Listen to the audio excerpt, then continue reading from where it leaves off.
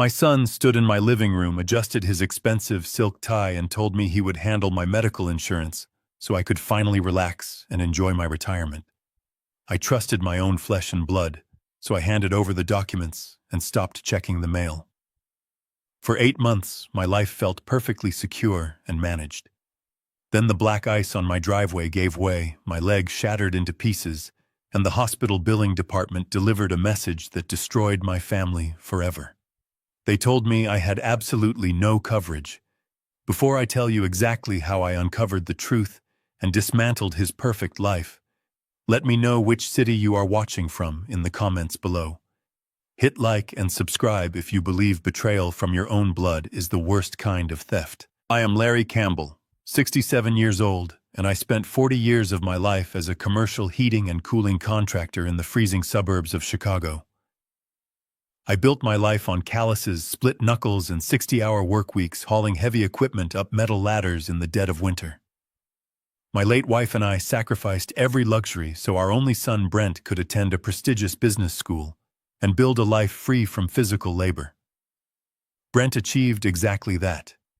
He became a wealth manager operating out of a sleek glass office downtown, trading my steel-toed boots for custom-tailored Italian suits. I was fiercely proud of him. That pride made me blind to the creeping arrogance that had slowly infected his character. The nightmare began on a quiet Tuesday afternoon in late spring. Brent dropped by my house unannounced, carrying a polished leather briefcase. He sat at my kitchen table, the same table where I had helped him with his high school math homework, and expressed deep concern about my financial organization. He told me that keeping track of my premium Medicare supplement, my secondary health policies, and the substantial whole life insurance policy my wife had insisted we buy was too much of a burden for a man my age. He spoke to me with a smooth, patronizing tone, the kind of voice a person uses to comfort a confused child. He promised to consolidate all my accounts under his firm's umbrella. He assured me he would automate the premiums and save me the headache of endless paperwork. I handed him the heavy manila folder containing every vital document protecting my health and my legacy. He snapped his briefcase shut, patted my shoulder, and drove away in his spotless luxury sedan. I felt a profound sense of relief, entirely unaware that I had just handed a thief the keys to my survival. For the first few months, the transition appeared seamless. The thick envelopes from the insurance carriers stopped cluttering my mailbox, just as Brent had promised. But as summer faded into a bitter Chicago autumn, small, unsettling anomalies began to surface. I would call Brent on a Sunday afternoon just to catch up, only to be sent straight to his automated voicemail. Days would pass before he returned the call, and when he finally did, his voice was tight, rushed, and laced with an underlying panic.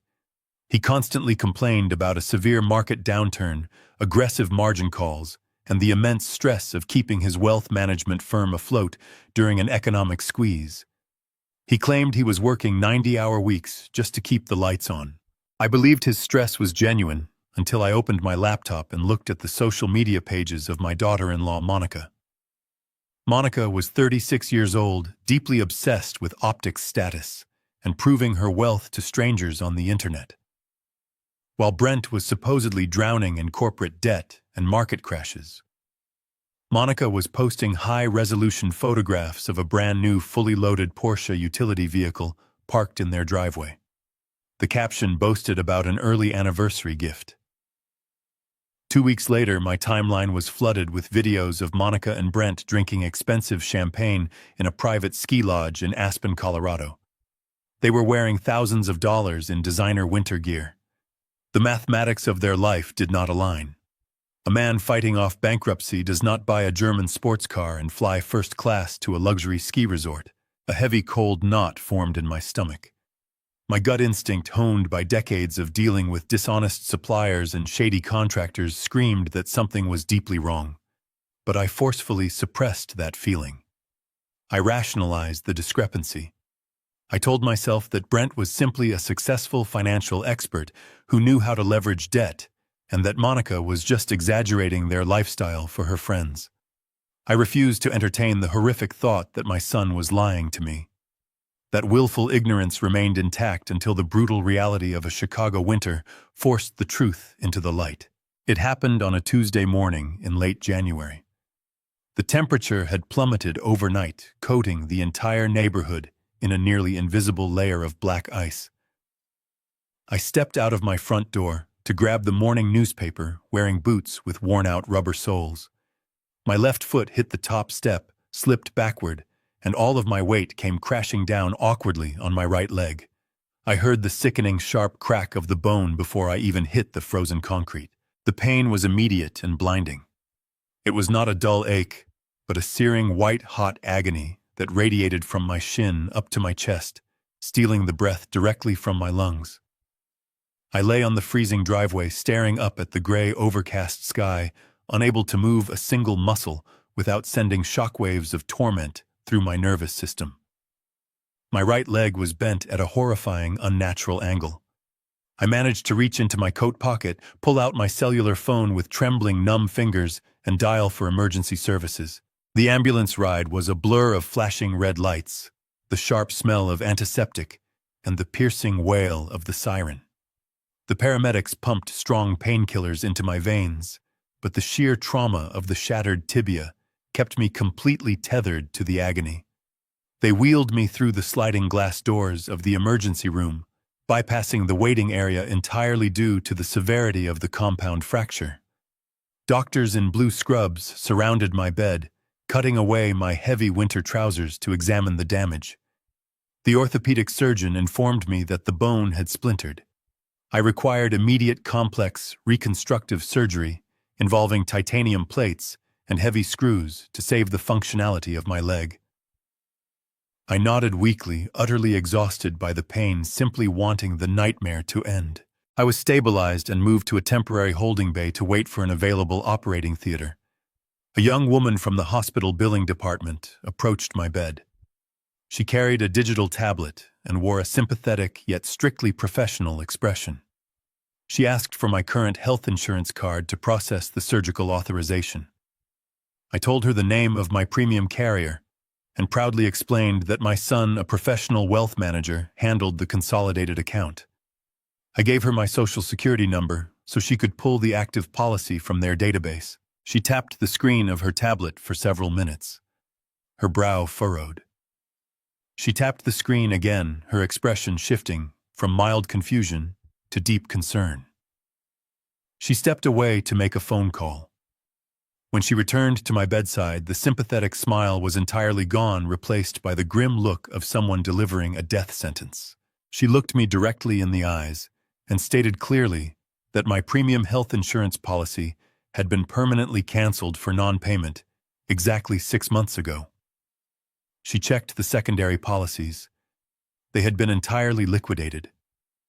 I stared at her, the heavy narcotic painkillers fighting against the sudden sharp spike of adrenaline in my blood.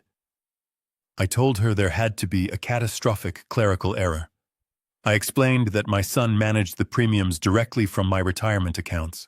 The billing administrator shook her head slowly.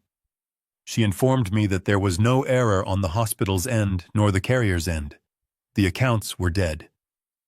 Because I was currently uninsured, and because the reconstructive surgery was classified as a highly complex emergency procedure, the hospital required a massive out-of-pocket deposit before the surgeon could begin. She handed me a printed estimate. The total required immediately was $45,000. The blinding pain in my leg was suddenly eclipsed by a suffocating, terrifying realization. Brent had not forgotten to pay a bill. A man does not accidentally cancel 3 separate insurance policies and liquidate a whole life asset. My son had looked me in the eyes, taken the protective armor I had built over 40 years of backbreaking labor, and quietly sold it. The Porsche, the Aspen vacation, the designer clothes. They were not the fruits of his financial genius. They were bought with my stolen security. As the surgical nurses wheeled me toward the operating room demanding a credit card to secure my fractured bones, the shock faded entirely. It was replaced by a cold, calculating, and absolute clarity. The illusion of my family was dead, and I was going to make sure the man who killed it paid for every single drop of my blood. I stared at the young woman in the navy blue scrubs. I asked her to repeat what she just said, hoping the heavy doses of morphine had simply scrambled my hearing. She looked down at her digital tablet and softly repeated the devastating truth. My primary medical insurance had been officially terminated. The last premium payment was recorded exactly 6 months and 12 days ago. After a 90-day grace period of ignored warnings and unreturned phone calls, the provider had permanently closed the account. I felt a cold sweat break out across my forehead, completely unrelated to the shattered bones in my right leg. I told her to check the secondary accounts. My late wife Diane had been a meticulous planner.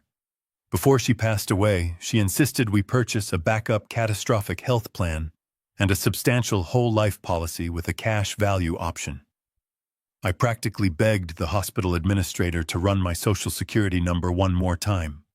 I told her those secondary policies were ironclad. She tapped the screen again.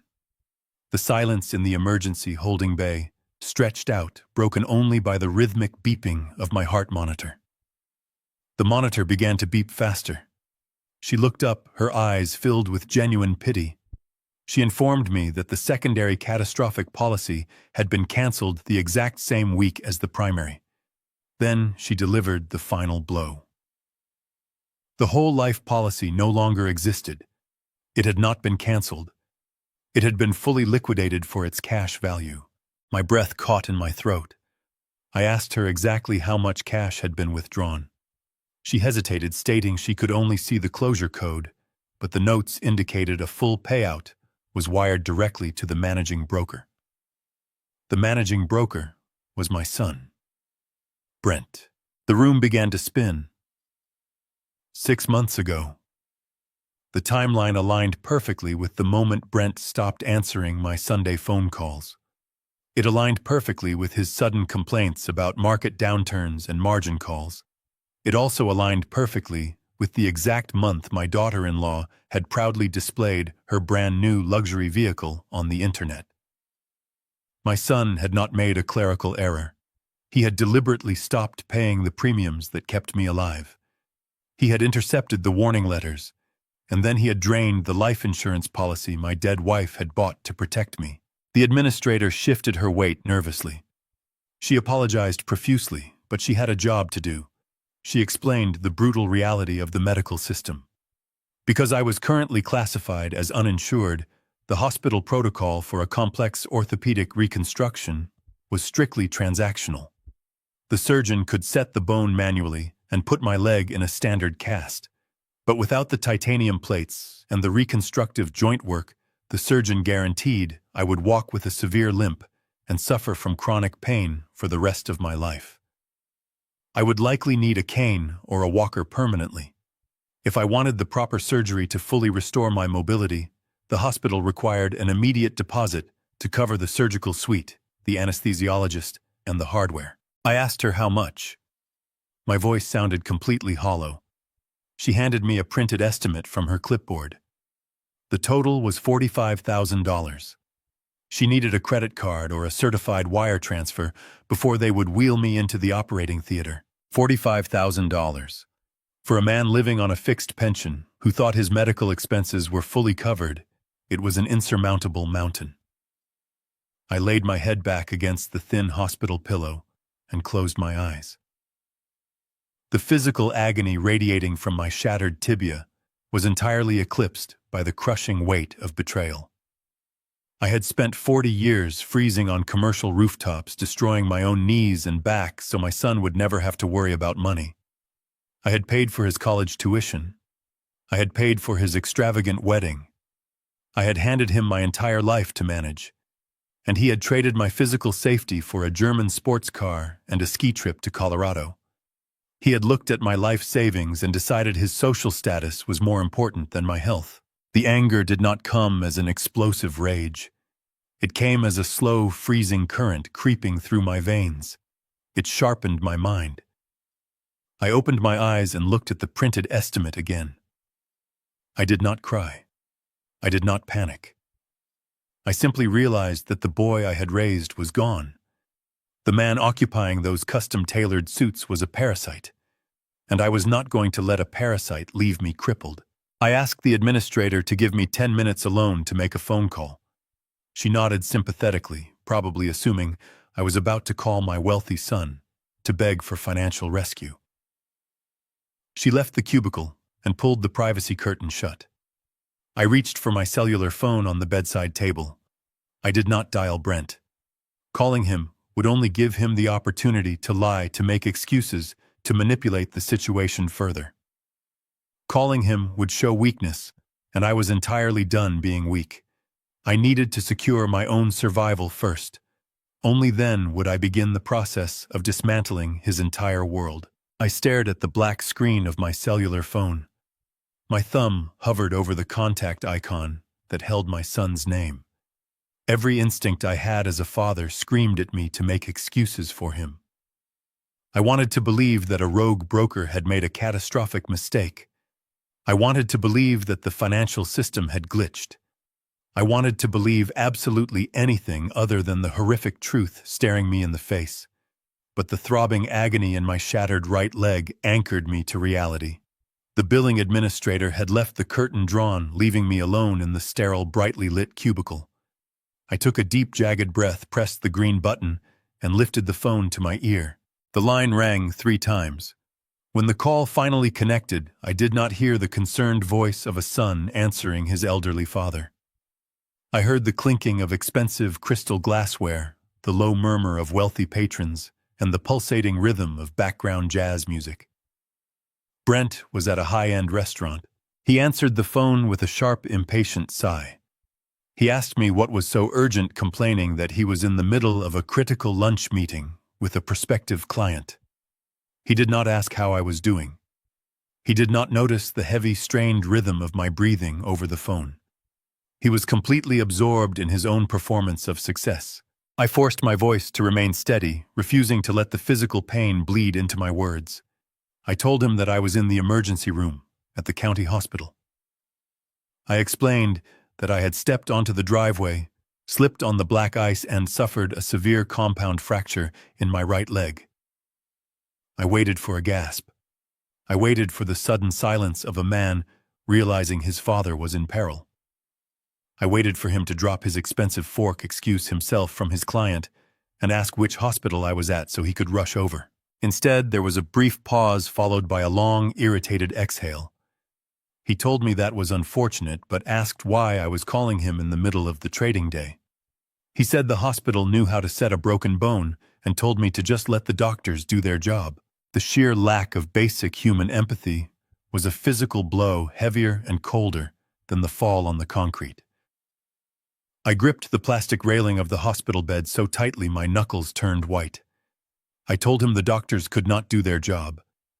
I told him the billing department had just informed me that my primary medical insurance had been canceled 6 months ago for non-payment. The background noise on his end of the line seemed to muffle for a fraction of a second. When he spoke again, his voice dropped an octave, shifting instantly into the smooth, practiced tone he used to handle angry clients. He let out a forced, condescending chuckle. He told me the hospital administration was completely incompetent. He claimed there was simply a minor clerical error with the automated clearinghouse system at his brokerage firm. He assured me he would have his personal assistant call the provider first thing in the morning to sort out the routing numbers. He was lying. The smooth cadence of his voice was flawless, but I had spent 30 years negotiating with slippery supply vendors and dishonest contractors. I knew the exact sound of a man trying to buy time to cover his tracks. I did not let him off the hook. I pressed forward, tightening the trap. I told him the hospital did not care about routing numbers tomorrow morning. I told him I needed complex reconstructive surgery involving titanium plates immediately, and the hospital required a $45,000 out-of-pocket deposit right now because I was officially classified as uninsured. Brent let out a sharp click of his tongue. The facade of the helpful wealth manager began to crack under the pressure. He told me I was overreacting to a standard medical billing procedure. He instructed me to just pull out my primary credit card, put the deposit on my personal account, and he promised he would reimburse me when the clerical error was fixed next week. I looked down at my swollen, discolored leg wrapped in temporary splints. I asked him how I was supposed to put $45,000 on a credit card with a $10,000 limit. I reminded him that I lived on a fixed pension, a pension he knew every single detail of because he was the one managing my finances. The silence stretched tight across the cellular connection. I could hear him walking his leather shoes clicking against a hard floor as he stepped away from his restaurant table to find a private corner. His voice grew hushed, but the irritation boiled over into open hostility. He asked me why I was being so difficult. He accused me of trying to embarrass him with trivial demands while he was trying to secure a massive corporate account that would benefit our entire family. I closed my eyes. The final thread of my denial, the last desperate hope that my son was a good man, snapped completely. I asked him about my late wife. I asked him about the whole life insurance policy Diane had purchased specifically to prevent a financial disaster like this. I told him the hospital ran my social security number and the policy was gone. I did not ask him if it was another clerical error. I told him I knew it had been liquidated for cash and wired directly to his management firm. The silence that followed was absolute. It was the heavy, suffocating silence of a thief caught completely red-handed in the dark. He did not deny it. He did not try to invent another imaginary broker or blame the computer system. When he finally spoke, his voice was entirely stripped of affection or respect. It was cold, metallic, and dripping with defensive contempt. He told me that he had to leverage those obsolete assets to cover a temporary liquidity crisis at his firm. He claimed he was protecting my overall portfolio by keeping his company afloat during a market downturn. He completely bypassed the horrific fact that he had forged my signature to drain my life savings. I felt my heart rate steady. The shock was entirely gone. I asked him if his terrible liquidity crisis was the reason his wife Monica was driving a brand new luxury vehicle. I asked him if the stolen insurance money was the reason they were posting videos of themselves drinking champagne at a private ski lodge in Colorado. Brent lost his temper completely. He practically hissed into the receiver, abandoning all pretense of being a son. He told me I had no idea how the modern financial world worked. He said maintaining an appearance of extreme wealth was the absolute only way to attract high net worth investors to his firm. He called the stolen money an aggressive internal loan. He told me I was being unbelievably selfish for worrying about a broken bone when his entire corporate reputation and livelihood were on the line. I did not raise my voice. I asked him one final question. I asked him what I was supposed to do right now, lying in a hospital bed in agonizing pain, needing $45,000 to ever walk normally again. My son did not hesitate. The words left his mouth like poisoned darts. He told me he was completely illiquid right now and could not spare a single dime. He told me to stop acting like a helpless old man and just deal with the basic cast the hospital offered. And then he delivered the final unforgivable blow that severed our blood tie forever. He said, "Do not make your clumsiness my financial crisis." The line went dead. I slowly pulled the phone away from my ear. I listened to the hollow rhythmic tone of the disconnected call. I did not throw the phone against the wall. I did not weep into my hands. The searing pain in my leg faded into the background, completely overridden by a profound, icy calm that settled deep into my chest. My own flesh and blood had just left me to suffer in a county hospital. He had stolen the money my dead wife saved to protect me, spent it on his own towering vanity, and then blamed me for slipping on the ice. He assumed I was just a tired, technologically illiterate old man who would quietly accept his grim fate.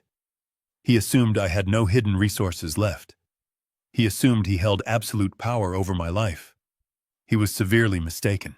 3 years before Brent ever offered to manage my daily finances, I had sold the massive commercial warehouse that housed my old heating and cooling business. It was a private cash transaction with a commercial developer.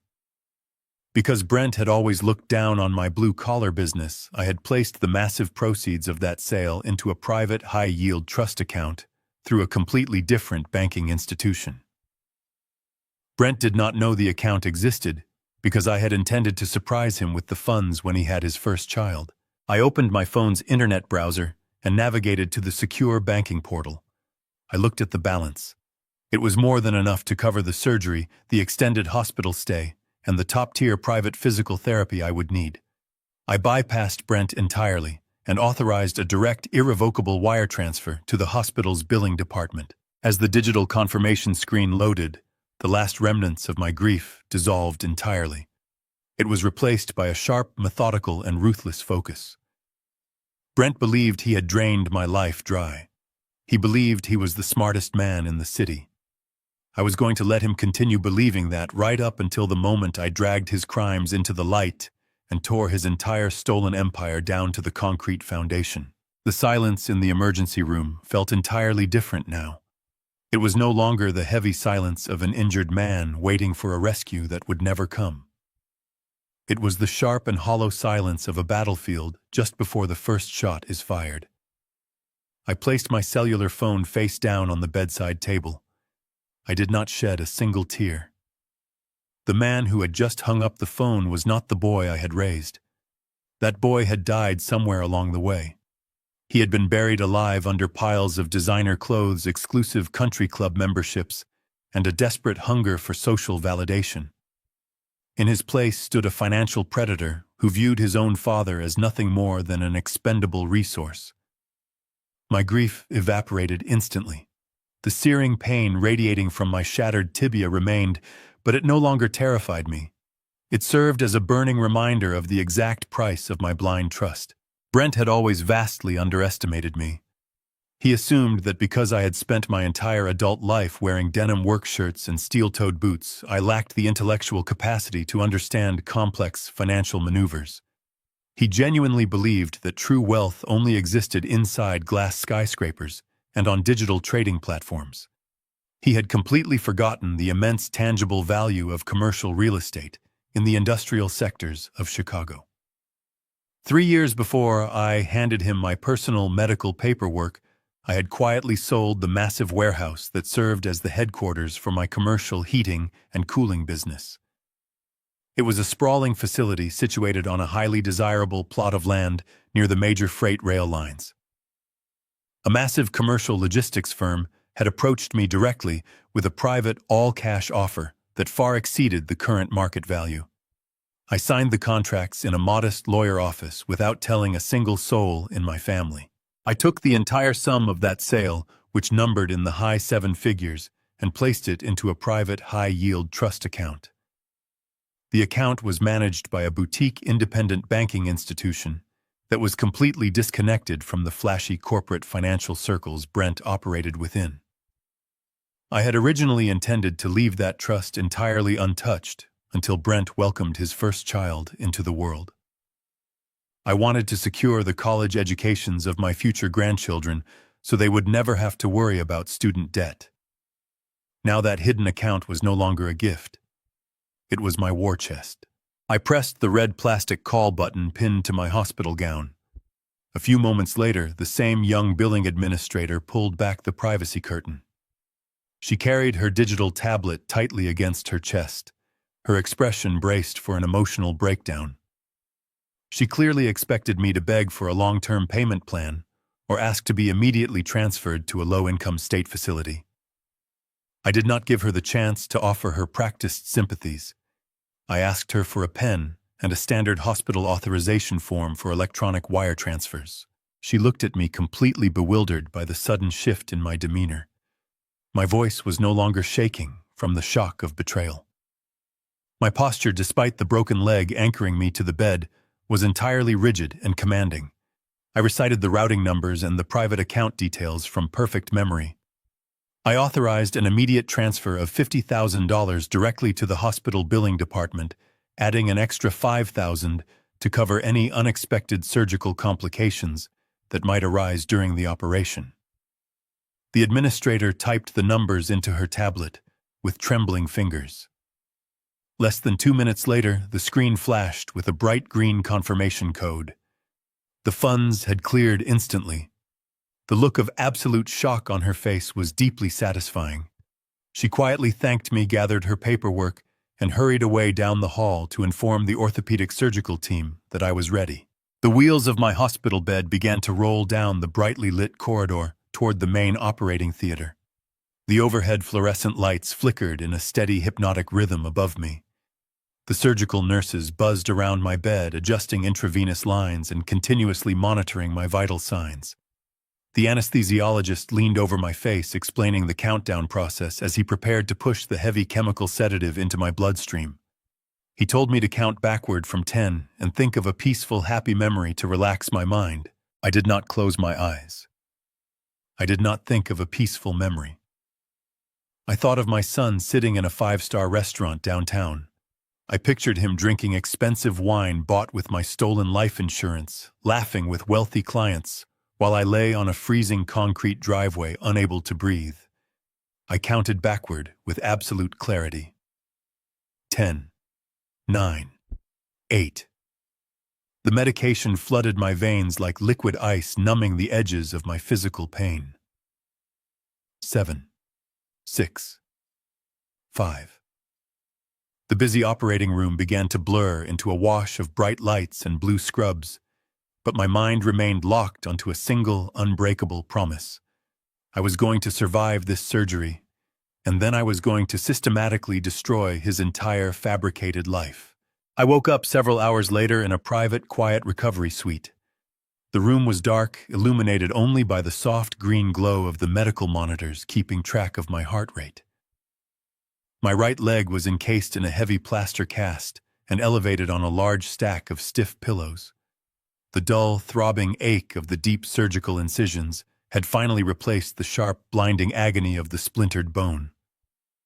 A young nurse entered the room quietly to check my vitals and offer me a small cup of ice chips. She smiled warmly and told me the complicated operation was a complete success. The surgeon had successfully installed 2 heavy titanium plates and a dozen steel screws to permanently stabilize the tibia. I thanked her politely for her excellent care and asked her to leave the heavy wooden door completely closed on her way out. I needed absolute isolation. The heavy narcotic painkillers still clouded my physical senses, but my mind was operating with a cold, terrifying efficiency. The comforting illusion of my secure, peaceful retirement was completely dead. The comforting illusion of my loving, successful son was completely dead. I had to face the brutal reality of my situation without flinching. Brent had not just stolen my medical premiums to buy his wife a luxury car. If a man is desperate enough to liquidate his own father's whole life insurance policy to cover a temporary liquidity crisis, he has likely crossed far more dangerous legal lines. I realized in that quiet hospital room that my stolen medical premiums were just the visible smoke. There had to be a massive raging fire burning through the rest of my financial portfolio. I could not simply strike back in anger. I could not just call him and scream about the stolen money.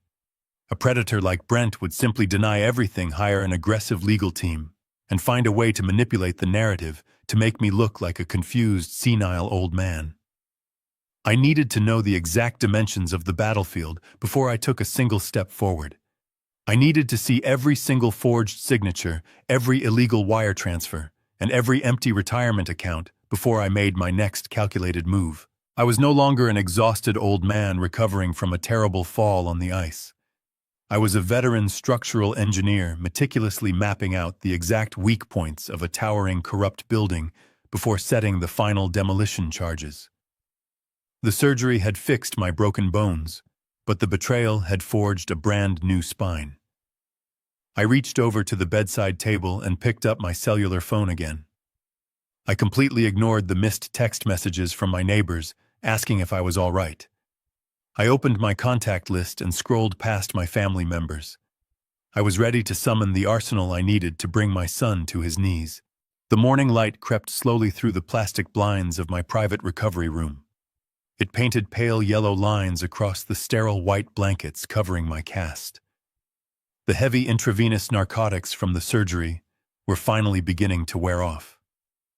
They left behind a dull, throbbing ache deep inside my newly reconstructed shin. But my mind was sharper than it had been in years. I lay perfectly still and listened to the rhythmic hum of the hospital ventilation system. I had survived the absolute worst night of my life. Now it was time to systematically dismantle the man who put me here. I reached for my cellular phone resting on the rolling tray table next to my bed. I knew I could not rely on a single piece of paper Brent had given me over the last 8 months. Every quarterly report and every digital summary he had provided was completely compromised. I needed to bypass his wealth management firm entirely. I needed the raw and unfiltered truth directly from the source. I opened the internet browser on my phone and searched for the corporate contact information of the massive insurance conglomerates that issued my policies. I bypassed the local broker extensions and found the direct fraud and account retention departments. I dialed the primary medical insurance carrier first.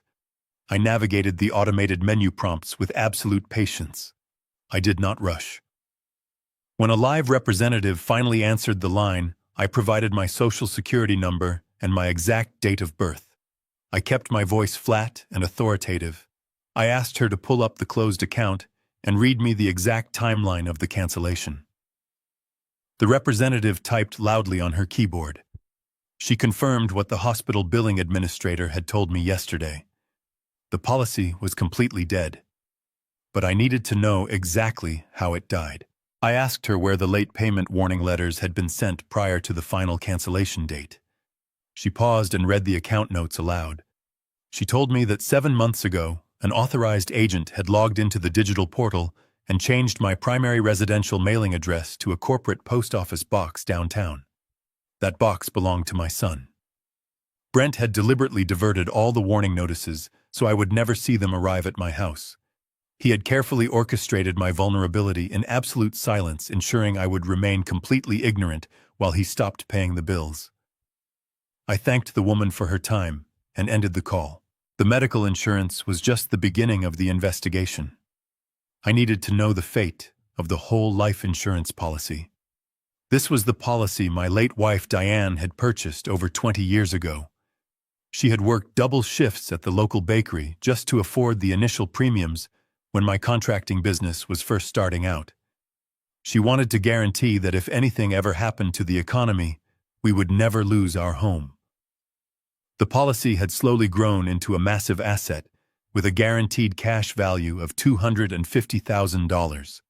It was the financial anchor of my entire retirement plan and a sacred promise to my dead wife. I dialed the secondary corporate number and asked to be transferred immediately to a senior account specialist.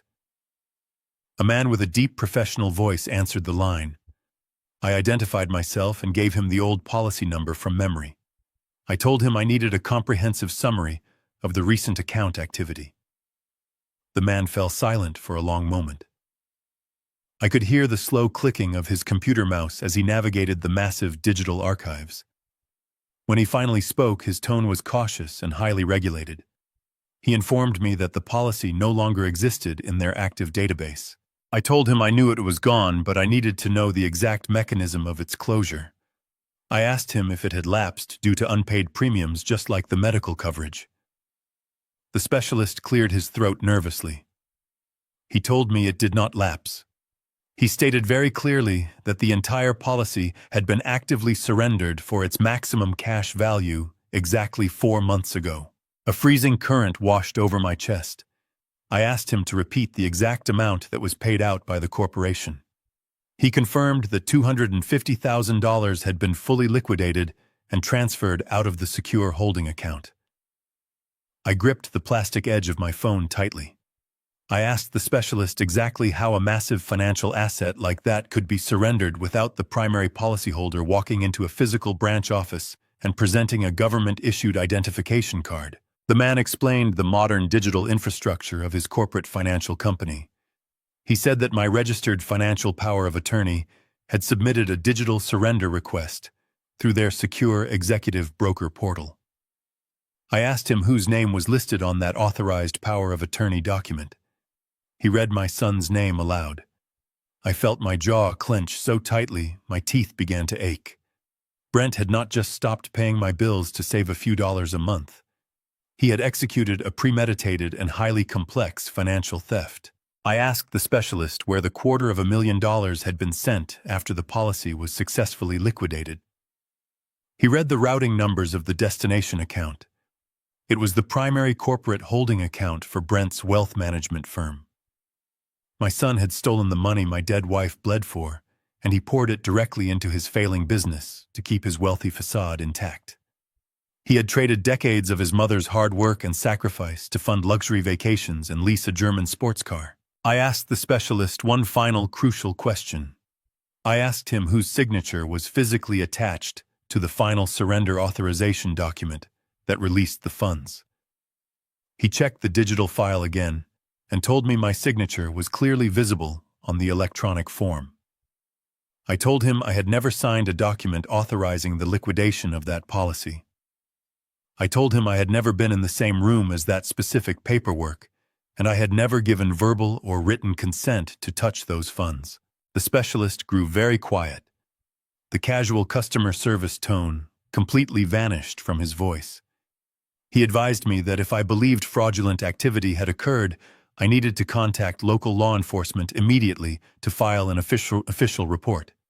He offered to freeze my entire profile and flag the massive transaction for an internal corporate investigation. I told him to lock the profile down completely, so no further digital access could be granted. But I firmly instructed him not to contact the managing broker under any circumstances. I did not want Brent to receive an automated electronic alert that his crimes were being actively investigated. I thanked the man for his absolute clarity and disconnected the call. I placed the phone back on the tray table. The sheer magnitude of the betrayal was staggering. Brent had forged my signature on federal financial documents. He had committed severe wire fraud and aggravated elder abuse. He had stolen $250,000 in cold cash while smiling at me across my own kitchen table. This was no longer a tragic family dispute over a neglected medical bill or a temporary lack of liquid funds. This was a massive criminal enterprise operating right under my nose and executed by the person I trusted most in the world. I looked down at my shattered leg encased in the heavy white plaster cast. The physical pain was absolutely nothing compared to the cold fury expanding in my chest. Brent thought he was untouchable because he wore expensive custom suits and used complicated financial jargon to intimidate normal people. He thought he could steal my life savings, and I would just quietly accept my grim fate because I was an old blue-collar worker who did not understand computers. He assumed I was entirely helpless. He was severely mistaken. I was old, but I was certainly not helpless. I was wide awake and I knew exactly what I had to do next. I could not fight a corrupt wealth manager alone from a hospital bed. I needed an ally who deeply understood the dark and complicated side of corporate financial theft. I needed someone who possessed the legal authority to tear through Brent's sophisticated corporate defenses and expose his fraudulent empire directly to the federal government. I picked up my phone one more time. I bypassed the family contacts entirely. I scrolled down until I found the private number of an old friend. His name was Stuart Reed. Stuart was a razor-sharp federal fraud attorney I had met decades ago during my time as a commercial union contractor. He was a man who specialized in dismantling corrupt executives and returning stolen assets to their rightful owners. I pressed the call button and listened to the steady ringing tone. I was ready to summon the perfect weapon to execute my absolute and inescapable revenge. I held the phone to my ear and listened to the dial tone. Stuart Reed answered on the second ring. I did not waste time with pleasantries or small talk. I told him I was sitting in a hospital bed with a shattered leg and a completely empty whole life insurance policy. I told him my own son had forged my signature and stolen $250,000 to prop up his failing wealth management firm. Stuart did not gasp. He did not ask if I was sure. He had spent 30 years hunting white-collar criminals and prosecuting corporate fraud. He simply asked for my room number and told me to make sure the door was closed. An hour later, the heavy wooden door of my recovery room pushed open. Stuart slipped inside like a shadow. He wore a faded trench coat over a sharp, tailored suit. He carried a heavy reinforced briefcase. He locked the door behind him and pulled a plastic visitor chair directly up to my bedside. He did not offer empty sympathy regarding my broken leg. He knew I needed a weapon, not a shoulder to cry on. He opened his briefcase and pulled out a high-performance laptop and a portable encrypted cellular router. He told me the hospital wireless network was completely unsecure and we were going to bypass it entirely. He booted up a specialized forensic accounting program used by federal investigators to track laundered money. Stewart asked for my social security number, my date of birth, and the exact names of the banking institutions where my money was originally held. His fingers moved across the keyboard with terrifying speed. The sterile hospital room with its beeping medical monitors was instantly transformed into a high-stakes war room. He bypassed the polished consumer websites and accessed the raw institutional ledgers. The screen filled with lines of complex routing numbers and digital timestamps. I watched the glowing screen as Stewart began to untangle the massive web of lies my son had spun over the last 8 months. We started with my monthly retirement annuities. Brent had promised to automate these steady deposits into a high-yield savings account to generate passive interest for my future medical care. Stewart pulled up the destination routing numbers and shook his head slowly. The money had never touched a savings account. Every single month, the exact amount of my hard-earned pension was automatically diverted into a private checking account registered exclusively under Monica's name. Stewart pulled the transaction history for that specific account. It was a digital graveyard of my stolen labor. I saw thousands of dollars spent at high-end beauty salons, luxury clothing boutiques, and expensive downtown restaurants. I saw the massive down payment for the new Porsche utility vehicle. I saw the expensive flight upgrades for their ski trip to Colorado. My freezing mornings on commercial rooftops had been directly converted into designer handbags and imported champagne. The anger burned hot in my chest, but I remained completely silent. Then Stewart moved to the main target. The $250,000 from my surrendered whole life insurance policy. This was the money my late wife Diane had scraped together to protect me. Stewart traced the massive wire transfer. He watched it leave the insurance conglomerate and land directly in the primary operating account of Brent's wealth management firm. But the money did not sit there. It was immediately fractured into dozens of smaller payments. Stewart ran a deeper diagnostic on the firm's overall financial health. The numbers painted a picture of absolute desperation. Brent was not a financial genius. He was a reckless gambler wearing a custom suit. He had heavily leveraged his clients' portfolios in highly volatile markets, and the market had crashed. His firm was drowning in massive margin calls. He owed hundreds of thousands of dollars to aggressive institutional lenders. When the lenders came knocking, Brent panicked. He could not admit failure. He could not bear the thought of losing his wealthy social status and returning to a normal life. So he turned to the easiest and most trusting target he could find, his own father. He forged my signature, cashed out my life insurance, and threw my dead wife's sacrifice directly into the fire, just to keep his corporate doors open for a few more months. He had literally stolen my life to buy himself time. The illusion of his success was entirely funded by my quiet suffering. He was standing on a foundation built completely out of my stolen assets. Stewart leaned back in his chair and took off his reading glasses. He told me he had enough hard evidence to have Brent arrested for federal wire fraud and elder abuse by the end of the week. We had the routing numbers, the forged digital signatures, and the exact timestamps of the theft. The trap was fully loaded. But as Stewart began to close the encrypted tracking program, a flashing red notification appeared in the corner of his screen. Stewart put his glasses back on and opened the alert. It was a secondary credit inquiry. The federal software had detected a massive background check triggered by my social security number just 48 hours ago. Someone had pulled the original property deeds and the municipal tax records for my primary residence. Stewart's face turned completely pale. He looked at me and asked if I had recently applied to borrow money against the equity of my house. I told him I owned the house completely and had not borrowed a single dime since Diane died. I told him the mortgage was fully paid off 10 years ago. Stuart turned the laptop screen toward me. The chilling reality of Brent's absolute greed was staring us right in the face. The stolen insurance money had not been enough to save his failing business. The margin calls were still coming. My son was now targeting the very roof over my head. The flashing red notification on the corner of the computer screen cast a pale glow across the dark hospital room. Stuart did not speak immediately. He leaned closer to the monitor, his eyes narrowing as he read the encrypted text.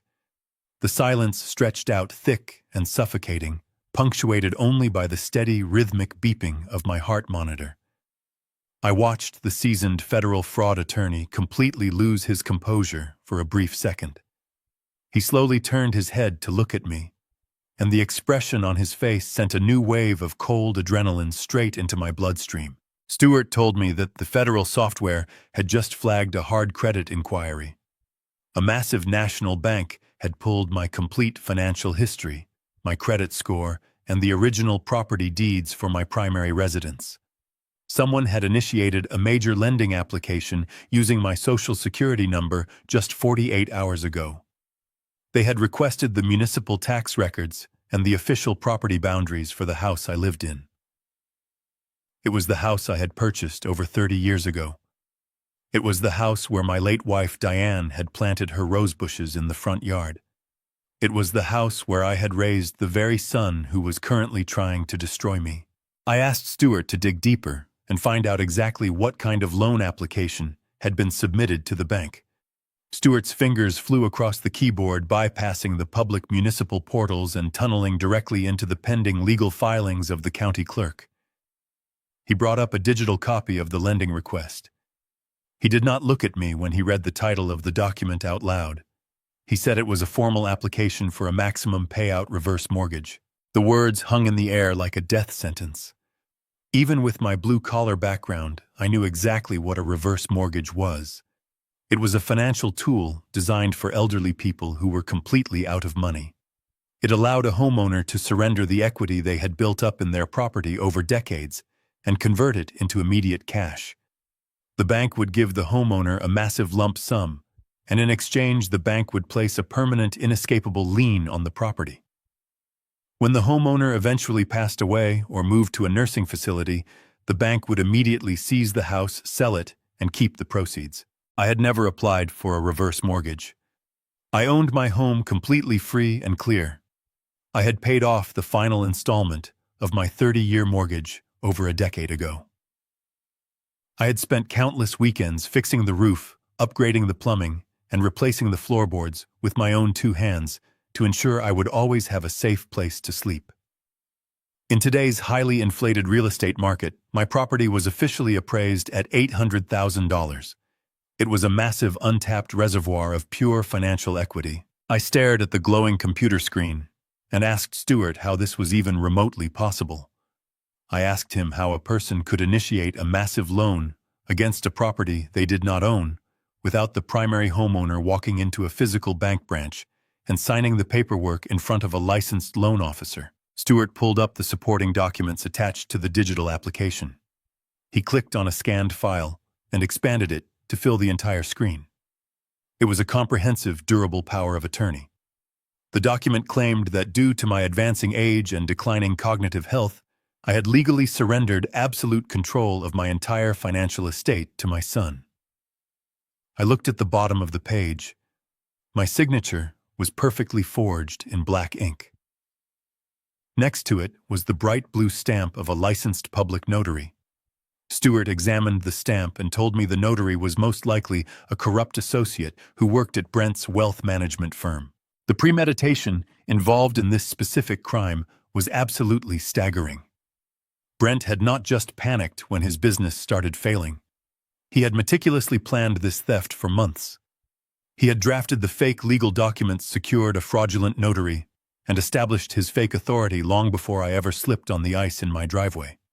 He had systematically built a shadow version of my life on paper, a version where I was a helpless, incompetent old man, and he was the benevolent savior managing my affairs. I asked Stuart to check the current processing status of the fraudulent loan. I needed to know how far along the application was in the banking system. Stuart navigated to the underwriter portal. His face grew incredibly grim as he read the digital timeline. The application was not just sitting in a pile on a desk, waiting to be reviewed. Brent had requested an expedited premium processing service. The bank had already completed the automated digital appraisal of my property. The corporate underwriter had already signed off on the preliminary risk assessment. There was only one final step left to complete the entire transaction. Stuart pointed his pen at a date highlighted in bright yellow text on the bank portal. It was the scheduled date for the final executive approval and the subsequent wire transfer of the loan funds. The date was this coming Friday. I looked at the digital clock on the wall of my hospital room. It was currently Tuesday evening. We had exactly 72 hours before a massive banking institution handed my son nearly $500,000 in pure cash drawn directly from the walls of my home. If that money dropped into the corporate accounts of Brent's failing wealth management firm, it would vanish instantly. It would be immediately seized by the aggressive institutional lenders he owed money to. It would be gone forever. And when the dust finally settled, the bank would still hold the legal lien on my house. I would be left with a massive debt I could never possibly repay on a fixed pension, and the bank would swiftly and legally evict me from my own home. Brent knew this. He was a professional wealth manager. He understood the absolute finality of a reverse mortgage better than anyone. He knew exactly what this would do to me. He was fully prepared to let a corporate bank seize the only home I had left. He was perfectly willing to make his severely injured father homeless, just to maintain his country club membership and his luxury vehicles for a few more months. He was going to leave me on the street with a shattered leg and absolutely nothing to my name. The profound depravity of his actions completely eradicated any lingering trace of paternal mercy I might have harbored. The freezing current in my chest hardened into solid ice. He was no longer my son. He was a hostile threat to my very survival, and I was going to treat him exactly like one. Stuart asked me if I wanted him to call the National Bank right now. He offered to use his federal credentials to instantly freeze the application flag, the account for severe identity theft, and stop the wire transfer from ever happening. I told him absolutely not. Stuart looked at me, surprised by my immediate refusal. I explained my reasoning. I told him that if we called the bank today and froze the application, the bank would automatically send an electronic alert to the managing broker. Brent would receive a notification on his phone within minutes. He would immediately know that I had discovered his massive fraud. A cornered animal is incredibly dangerous. If we gave him a 3-day warning, he would use that time to scramble his assets, destroy the digital evidence, shred the forged documents, and hire a team of aggressive defense lawyers to protect himself. He might even try to flee the jurisdiction before the authorities could build a solid case. We could not simply stop the transaction and let him slip away in the chaos. We had to let him walk right up to the very edge of the cliff, completely blind to the trap waiting for him. I asked Stuart what exact mechanism Brent needed to finalize the loan on Friday. Stuart reviewed the final banking requirements. He told me the bank needed one last set of physical signatures on the closing escrow documents to legally authorize the release of the funds. Because the loan was so massive, the digital power of attorney was no longer sufficient for the final step. Brent was going to need my actual physical signature on the closing papers to get the money. A grim, humorless smile touched my lips. The ticking clock was no longer a threat. It was the perfect opportunity. Brent was going to have to bring those closing documents directly to me. He was going to have to stand in my home, look me directly in the eye, and lie to my face one last time. He was going to pretend they were routine tax forms or standard insurance updates. And that was the exact moment the steel jaws of the trap would snap shut. I told Stuart we were going to let Friday come. I instructed him to prepare the federal injunctions, the civil lawsuits, and the criminal referrals in absolute total secrecy. I told him to gather every single piece of forensic accounting evidence we had uncovered tonight. We were not going to stop my son from trying to steal my house. We were going to let him believe he had won. We were going to let him schedule his victory party. And then, at the absolute height of his arrogance, we were going to tear his entire stolen empire down to the ground and make sure he never saw the sun outside of a federal prison yard again. I was discharged from the orthopedic ward of the county hospital on Thursday afternoon. The hospital administration provided a standard medical transport van to take me back to my quiet neighborhood. The ride was incredibly uncomfortable. Every bump in the road sent a dull, vibrating ache deep into the titanium plates newly screwed into my shin. Stepping through my own front door was a grueling and exhausting physical process. Maneuvering the heavy aluminum crutches up the concrete steps required an immense amount of upper body strength that I had not used in years. But the physical pain was completely secondary to the sharp, intense focus occupying my mind. I stood in the small foyer of my home and looked around at the familiar walls. The late afternoon sunlight cast long shadows across the hardwood floors. This was the house my late wife Diane and I had purchased over 30 years ago. I had completely rebuilt the brick fireplace with my own 2 hands. I had replaced every single shingle on the roof. Every inch of this property held a piece of my sweat and my history. And this was the exact house my own flesh and blood was actively trying to steal from right underneath me. I knew I did not have time to rest or feel sorry for myself. I moved slowly toward my oak study desk, located near the living room window. I pulled open the heavy top drawer. I reached past the neat stacks of old utility bills and pulled out a single black ballpoint pen. I had ordered it online using my cellular phone while lying awake in my hospital bed 2 nights ago. It looked exactly like a standard office pen you could buy at any local supply store. However, the ink inside the plastic cartridge was chemically engineered to completely evaporate when exposed to normal room temperature for more than 24 hours. I carried the pen into the kitchen and placed it carefully on the center of the wooden table right next to a stack of blank grocery lists. I wanted it to look like it was simply the closest writing utensil available. The stage was set. Now I just had to wait for the predator to arrive. The doorbell rang precisely at 6 o'clock in the evening. I took a deep, steadying breath, adjusted my grip on the rubber handles of the crutches, and slowly made my way down the hallway to the entryway. I unlocked the heavy brass deadbolt and pulled the door open. Brent stood on the front porch wearing a pristine charcoal gray suit that undoubtedly cost more than my first automobile. His hair was perfectly styled, and his shoes were polished to a mirror shine. Monica stood right next to him, wearing a thick designer wool coat and holding a greasy brown paper bag. The unmistakable smell of cheap fried rice and stale egg rolls drifted into my clean hallway. They were currently eating at 5-star steakhouses every other night, funded entirely by my stolen life insurance policy. But they brought me the absolute cheapest local takeout they could find for my medical recovery dinner. I forced a weak, exhausted smile onto my face and stepped aside to invite them inside. Monica immediately launched into a theatrical, sickening display of sympathy. She gasped dramatically at the massive size of the white plaster cast encasing my right leg. She hovered around me like a highly concerned private nurse. She loudly complained about how terrible the county hospital conditions must have been. She actually had the nerve to say they would have gladly transferred me to a luxury private facility if Brent had not been so overwhelmed with managing his important corporate accounts. The sheer audacity of her lies was breathtaking. She was currently wearing a diamond tennis bracelet, bought with my stolen medical premiums, complaining about the hospital she forced me to pay for entirely out of pocket. I did not lash out. I simply nodded, slowly, kept my eyes aimed downward, and thanked her politely for her deep concern. We moved into the kitchen and sat around the dining table. The atmosphere in the room was incredibly strained and heavy. I served the cold takeout onto ceramic plates.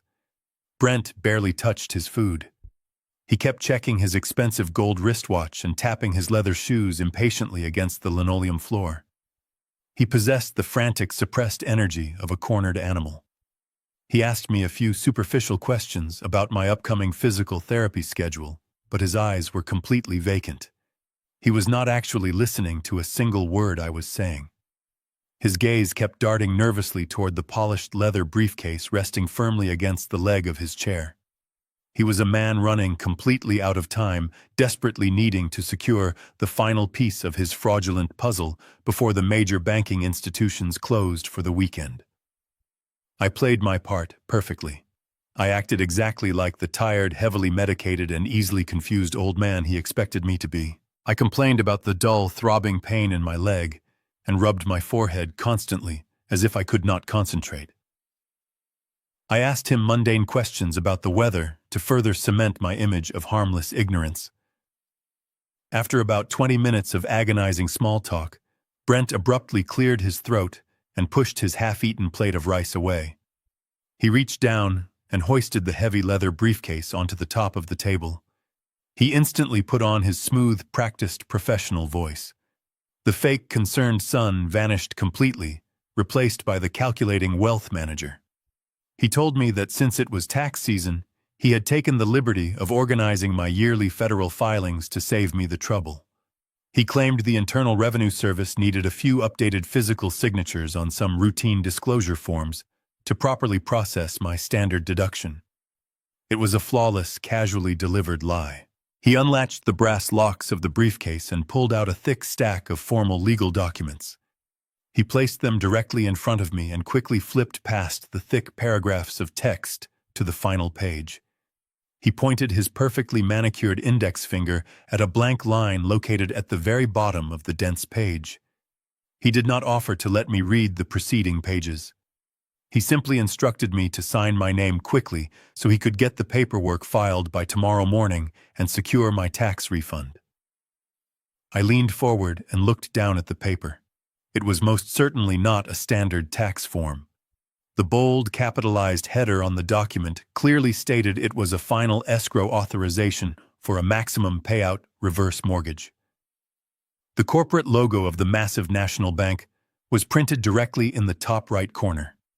The specific loan amount was listed plainly at $450,000. My son was sitting across from me, breathing the air in my kitchen, casually asking me to sign away the absolute last piece of security I had in this world. I looked up at his face. His expression was a perfect, impenetrable mask of helpful filial duty. He offered me a warm, encouraging smile. He had absolutely no idea that I knew exactly what he was doing. I slowly reached out and picked up the black ballpoint pen I had carefully placed next to the grocery lists earlier that afternoon. I did not hesitate or show a single ounce of doubt. I uncapped the pen filled with the chemically engineered disappearing ink and pressed the fine tip firmly against the heavy paper. I did not sign my actual legal name. For the last 40 years, my legal signature on every major contract has always included my middle initial. It was the specific verified signature the county bank held on file for all my original mortgage documents. I deliberately omitted the middle initial. I also slanted the letters backward instead of forward and flattened the large loops on my last name. It looked somewhat similar to my general handwriting at a passing glance, but under the microscopic scrutiny of a federal judge or a trained bank auditor, it was undeniably a complete mismatch. The dark ink flowed smoothly onto the paper, leaving a crisp, solid line. I signed the first page. Brent quickly reached out and flipped the document to the second required signature line, his breathing growing slightly heavier. I signed that page exactly the same way. I placed the cap back on the pen and handed the documents directly to him.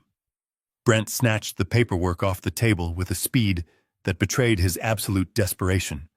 He shoved the documents back into his leather briefcase and snapped the brass latches shut. A look of profound, victorious relief washed over his face. The tension left his shoulders entirely. He stood up immediately, claiming he had an incredibly early morning meeting and needed to get back to the city to prepare. Monica perfectly mirrored his sudden urgency, grabbing her designer coat and saying a rushed, overly sweet goodbye. I walked them back to the front door, leaning heavily on my crutches. I watched them walk down the concrete driveway and climb into their new luxury vehicle. The bright red taillights disappeared down the quiet suburban street, leaving me alone in the dark. I closed the front door and locked the heavy deadbolt. The trap was perfectly set. Tomorrow morning, Brent would proudly submit those documents to the National Bank. The bank underwriters would approve the massive wire transfer based on the visual presence of a signature. But by the time my son stood up at the podium to speak at his luxury venture launch gala on Saturday night, the ink on those binding legal documents would be entirely gone. He would be holding a blank piece of paper, and the federal authorities would be holding him. The moment the red taillights of Brent's luxury vehicle disappeared down my quiet suburban street, I turned away from the front window. I did not waste a single second relishing the small victory of the forged signature. The trap had been baited, but the steel jaws still needed to be primed and locked into place. I picked up my cellular phone and dialed Stuart Reed. He answered on the first ring. I told him I had the documents. I told him Brent had taken the bait entirely. Stuart's voice was sharp and purely professional. He told me he was already parked 2 blocks away in a plain dark sedan waiting for my signal. He told me to grab my coat and my crutches. 5 minutes later, Stuart pulled into my driveway. The night air was biting and cold, cutting through my thin jacket as I struggled down the front steps.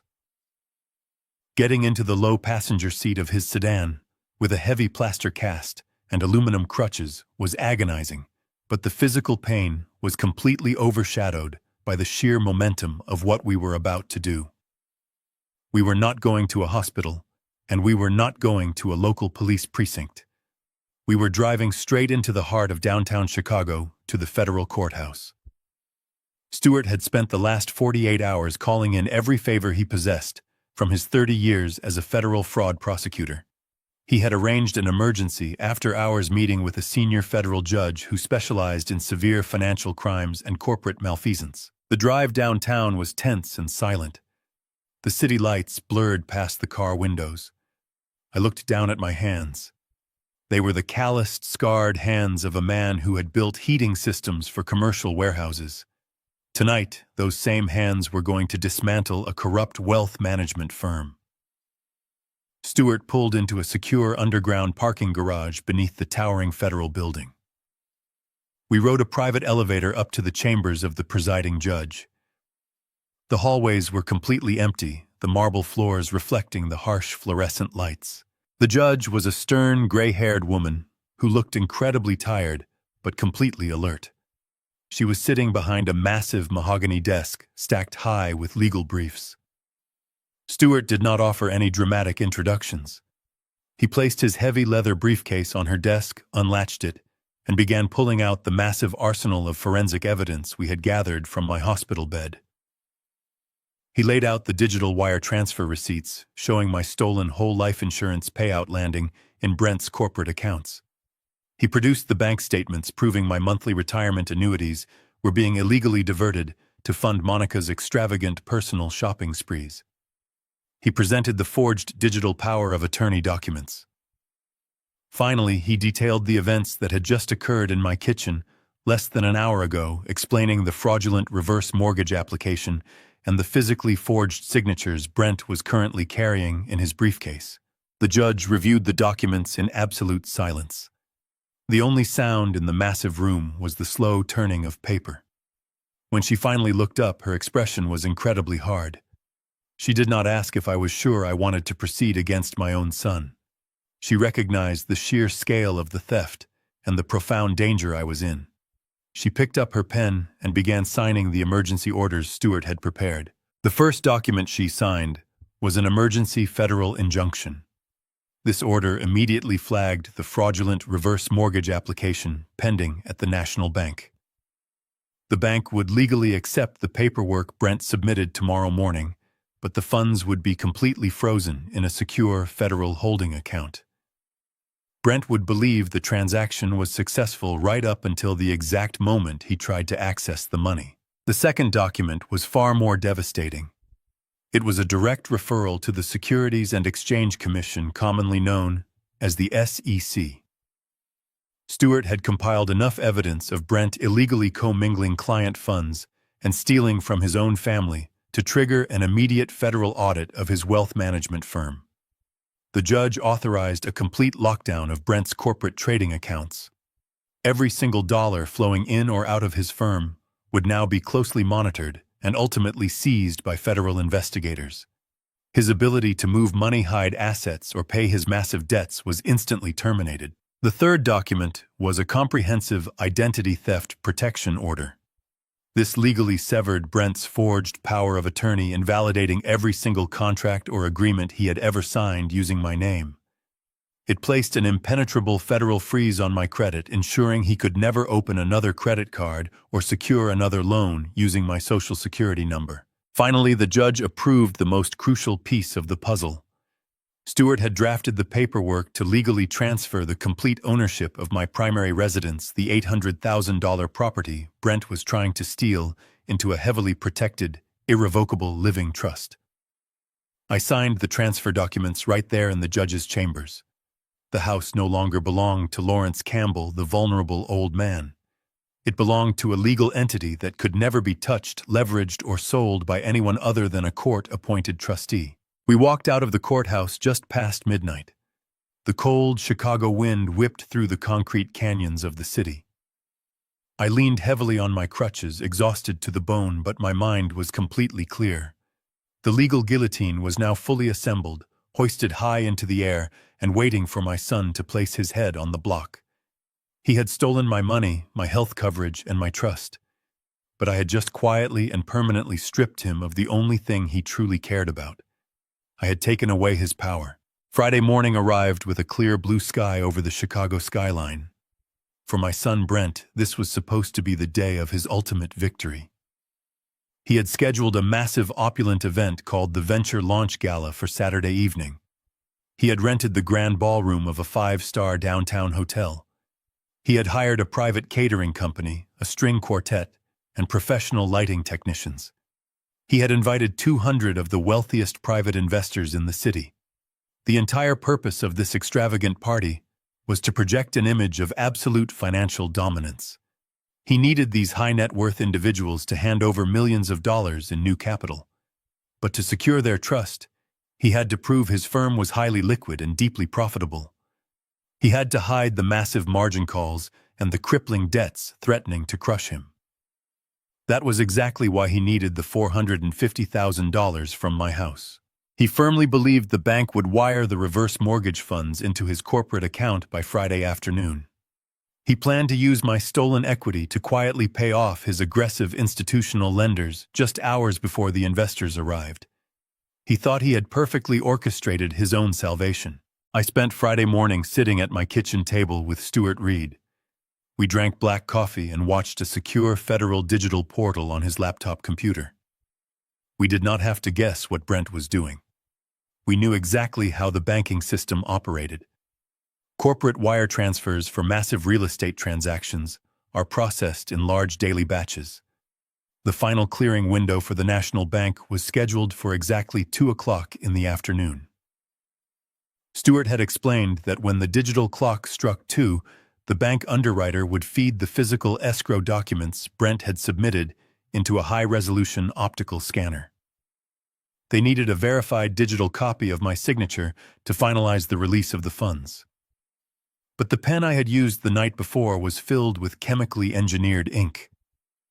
Over the last 18 hours, the dark blue lines I had drawn on that heavy paper had completely evaporated into the air.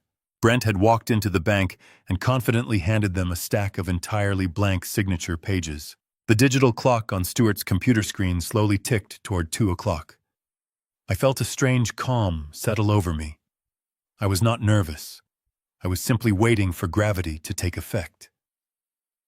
At exactly 2 minutes past the hour, the secure portal flashed with a bright yellow notification. The National Bank had rejected the loan application. The optical scanner had found nothing but blank space where my signature was supposed to be. The automated system immediately flagged the massive discrepancy. But the rejection was only the first domino to fall. Because Stewart and I had visited the federal judge the night before, the banking system was already primed with our emergency injunctions. The moment the loan application was rejected, the bank computer cross-referenced the failure with the Federal Identity Theft Protection Order. A secondary alert was instantly triggered. This alert did not go to a standard customer service representative. It went directly to the Federal Fraud Investigation Unit. The trap we had built was flawless. The banking system recognized that a licensed wealth manager had just attempted to execute a massive unauthorized loan against an elderly client using fraudulent documents. At 10 minutes past 2 o'clock, the heavy federal hammer dropped. The Securities and Exchange Commission executed the judicial order we had secured. We watched the laptop screen as a cascading series of red warnings populated the digital ledger. The federal regulators initiated a complete and total freeze on every single account associated with Brent and his wealth management firm. They locked the primary corporate operating accounts. They locked the client holding funds. They even reached into his personal finances and froze his private checking accounts and the joint credit cards he shared with Monica. Every single drop of digital capital he possessed was instantly turned to stone. I sat back in my chair and took a slow sip of my coffee. I pictured Brent sitting in his sleek downtown office. I imagined him staring at his computer monitor, waiting for the massive deposit to clear so he could pay his lenders. Instead of a green confirmation screen, he would have received a terrifying red error code. He would have frantically refreshed his browser, thinking it was a simple network connectivity issue. He would have picked up his office phone to call his personal banker, demanding to know why the funds had not arrived. And that is exactly when he would have discovered the absolute nightmare he had walked into. A bank representative would not be allowed to give him specific details regarding an active federal investigation. They would only be able to read a legally mandated script. They would inform him that his accounts had been restricted pending a regulatory review. Brent was a seasoned financial operative. He knew exactly what those specific words meant. He knew the federal government was inside his books. The sheer level of panic that must have consumed him in that moment is almost impossible to describe. His entire world was built on the illusion of continuous cash flow. Without access to his accounts, he was completely paralyzed. He could not pay the aggressive institutional lenders who were demanding their money today. He could not pay his office staff. He could not even buy a cup of coffee. He was a man standing on the edge of a sheer cliff who had just realized the ground beneath his feet was already gone. But the most brutal part of his punishment was the timing.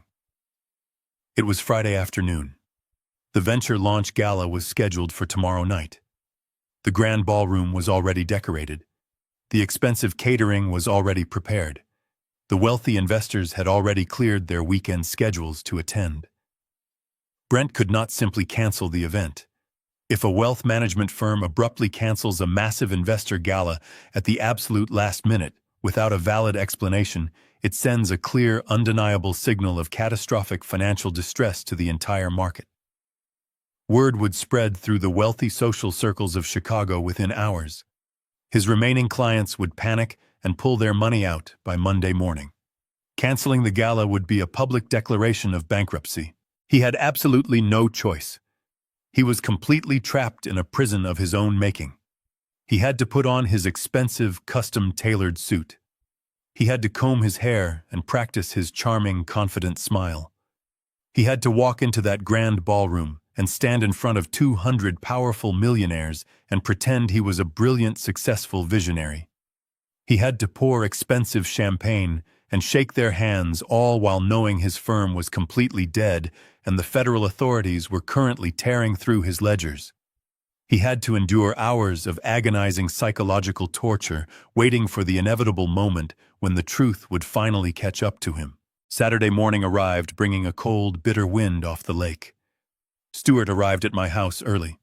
He brought a garment bag containing a dark tailored suit he had picked up from a local tailor.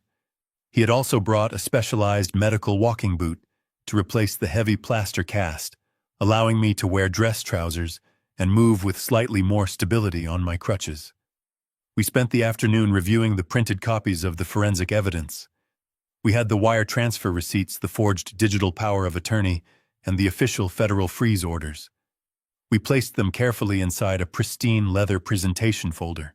While we prepared our final strike, I thought about Monica. She was likely spending her Saturday afternoon at an exclusive downtown salon getting her hair and makeup done for the grand event.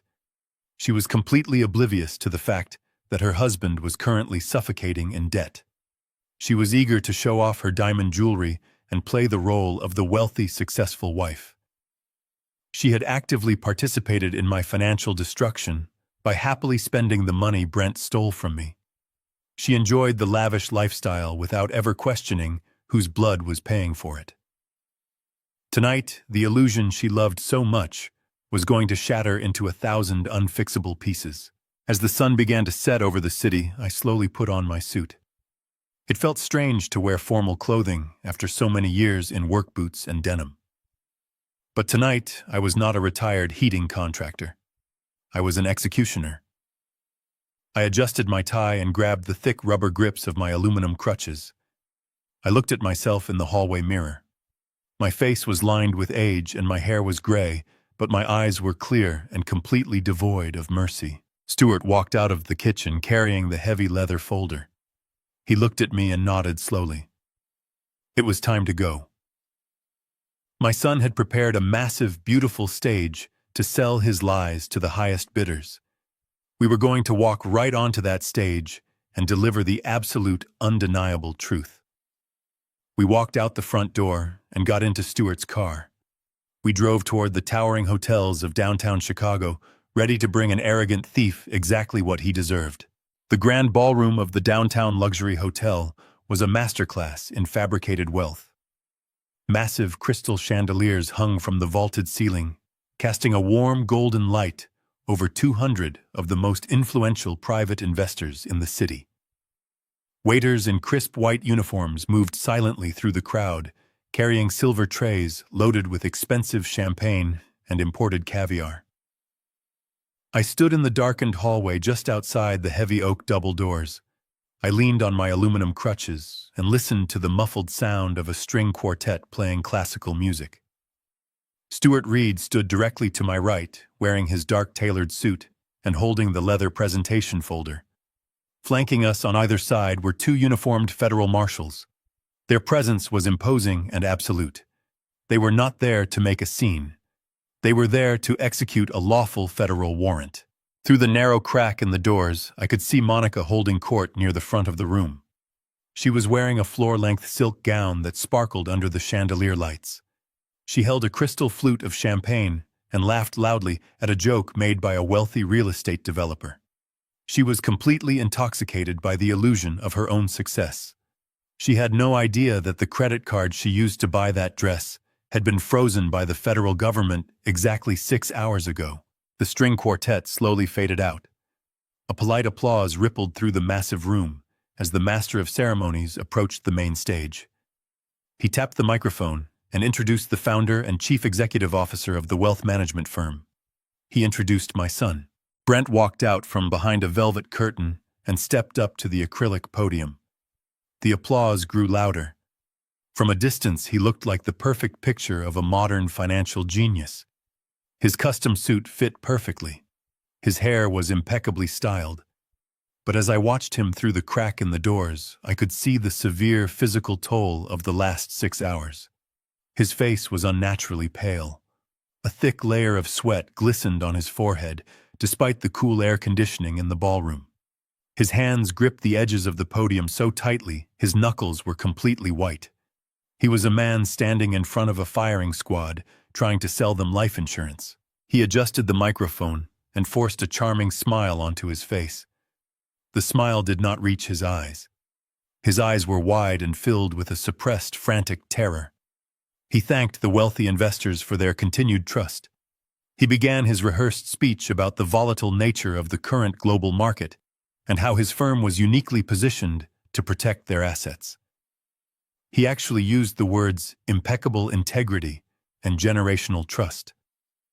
He stood there bleeding from a mortal financial wound and boldly asked 200 millionaires to give him more money. He promised them absolute transparency. He promised to treat their life savings as carefully as he treated his own family. The sheer suffocating hypocrisy of his words echoed through the massive ballroom. He was lecturing the crowd about generational trust less than 24 hours after trying to steal my home and force me onto the street. He was preaching about financial integrity while his corporate accounts were currently locked down by the Securities and Exchange Commission. I looked at Stuart. Stuart looked back at me and gave a single sharp nod. He turned to the two federal marshals. It was time to pull the curtain down on the greatest performance of my son's life. I shifted my weight onto the grips of my crutches. The two federal marshals stepped forward and placed their hands on the heavy brass handles of the double doors. With a single synchronized motion, they pushed the massive oak doors completely open. The heavy doors swung inward with a loud, echoing thud that cut directly through Brent's amplified voice. Every single head in the grand ballroom turned simultaneously toward the back of the room. The waiter closest to the entrance froze completely still. A woman near the back table gasped quietly. I stepped over the threshold and walked into the golden light of the chandelier. I did not rush. I could not rush. Every step required a deliberate, painful swing of my crutches. The rubber tips squeaked sharply against the polished marble floor.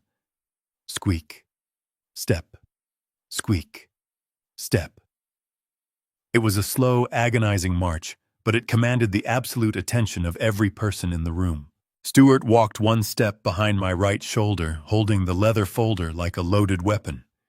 The two federal marshals walked shoulder to shoulder behind us. The bright silver badges pinned to their tactical vests caught the light and reflected it back into the crowd. The reaction was immediate and devastating. Wealthy investors are incredibly sensitive to the presence of law enforcement. The comfortable murmur of the crowd vanished instantly. The string quartet lowered their instruments. The absolute silence that fell over the ballroom was heavier than lead.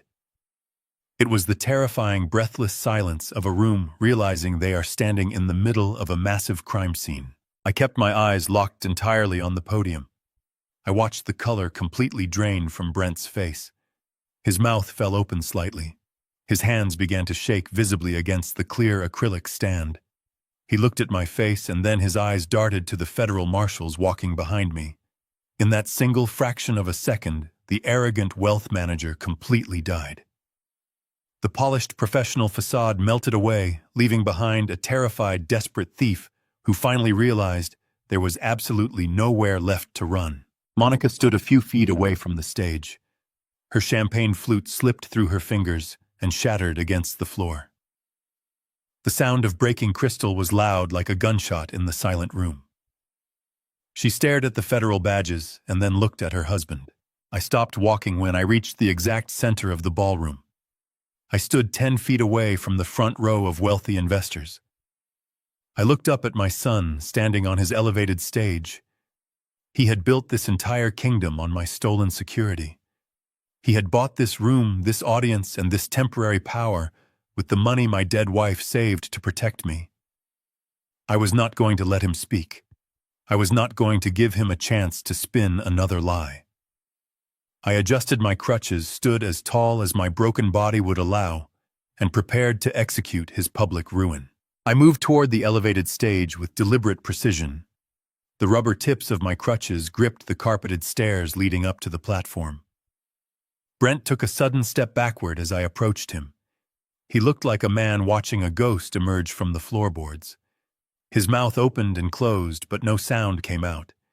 He was completely trapped by the presence of the federal marshals standing at the base of the stairs, and by the hundreds of wealthy investors watching his every move.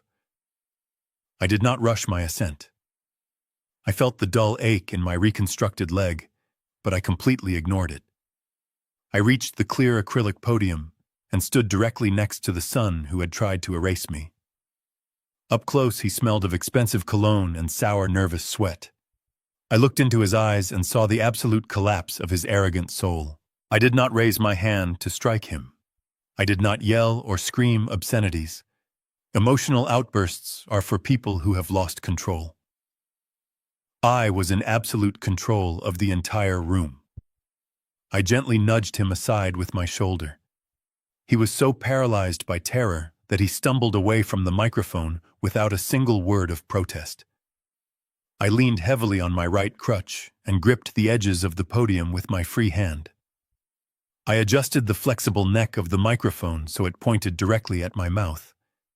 The low feedback hum echoed softly across the grand ballroom. 200 millionaires stared up at me in stunned silence, waiting for an explanation. I looked out over the sea of custom dresses and tailored suits. I spoke in a calm, steady voice that carried the weight of 40 years of hard labor. I thanked them all for attending this beautiful event. I told them that the man cowering behind me had just introduced himself as a visionary leader built on generational trust. I told them he was an absolute liar. I stated clearly that my name was Lawrence Campbell. I told the wealthy crowd that I was not standing before them as a proud father celebrating his son. I was standing before them as his very first victim. A collective murmur swept through the room like a cold breeze. I saw several investors immediately reach into their pockets and pull out their cellular phones. I continued speaking, keeping my tone perfectly even and relentless. I told the crowd that they were standing inside a burning building. I explained that the wealth management firm they were preparing to invest their millions in was entirely bankrupt. I told them Brent was drowning in massive margin calls and aggressive institutional debt. I warned them that every single promise of financial security he had made tonight was a desperate fabricated illusion designed to steal their capital. Brent let out a pathetic, whimpering sound from the shadows behind me. He took a hesitant step forward and reached out as if to grab the microphone. One of the federal marshals at the base of the stairs simply placed a hand on his heavy duty belt and glared at him. Brent froze instantly and shrank back into the corner of the stage. The investors in the front row watched this silent exchange with growing horror. They were seasoned financial operatives, and they recognized the absolute authority of federal law enforcement. They knew this was not a simple family dispute. This was a catastrophic corporate takedown playing out in real time. I turned my attention back to the silent crowd. I told them exactly how their brilliant financial manager funded this lavish party. I explained that when his firm began to collapse, he did not seek legitimate loans or restructure his debt. He targeted an old retired heating contractor. I told the room that he had forged my signature to completely liquidate my late wife's life insurance policy. I told them he had deliberately canceled my premium medical insurance to buy luxury vehicles and take expensive ski vacations while I lay in a hospital bed with a shattered leg. I made sure they understood the absolute lack of morality required to execute those crimes. I told them if a man is willing to leave his own injured father bankrupt and uninsured, he will not hesitate for a single second to drain their investment accounts and leave them with absolutely nothing. The reaction from this crowd was devastatingly swift. The polished veneer of the high society gala vanished entirely. The wealthy investors began to stand up from their decorated tables. Men in expensive suits whispered frantically to their wives and business partners. The absolute worst fear of any wealthy individual is the sudden realization that their money is in the hands of a desperate criminal. The trust Brent had spent years cultivating evaporated in less than 3 minutes. He had brought them all here to prove his financial dominance, and instead I had transformed his beautiful ballroom into a public execution chamber. I was not finished. I turned away from the crowd and faced Brent directly. He was trembling violently now. His pristine custom suit hung loosely on his frame, as if he had physically shrunk. I nodded to Stuart Reed, who was waiting patiently at the bottom of the stairs. Stuart walked up the carpeted steps with the cold, terrifying efficiency of a seasoned prosecutor. He unzipped the leather presentation folder he had been carrying all evening. He pulled out a thick stack of official legal documents printed on heavy white paper. Stuart handed the documents to me. I held them up so the entire room could see the bright red federal seals stamped on the front pages. I looked Brent directly in the eyes. I told him the game was completely over. I handed him the first document. I spoke into the microphone so the entire ballroom could hear every single word. I told him he was being officially served with a federal cease and desist order from the Securities and Exchange Commission. I informed him that as of 2 hours ago, every single corporate and personal account tied to his name had been permanently frozen by the United States government. Brent took the paper with shaking hands. He stared at the federal seal in absolute disbelief. He tried to form words, but his throat was completely dry. He looked desperately toward Monica, who was still standing frozen near the front tables. But Monica was not looking back at him with love or support. She was staring at him with pure, unadulterated terror. She finally realized that the luxury vehicles, the designer clothes, and the exclusive country club memberships were all completely gone. The federal freeze meant she was instantly penniless. She took a slow step backward, distancing herself from the sinking ship. She turned around and practically ran toward the exit doors, leaving her husband entirely alone. I pulled the second document from the stack. I handed it to Brent.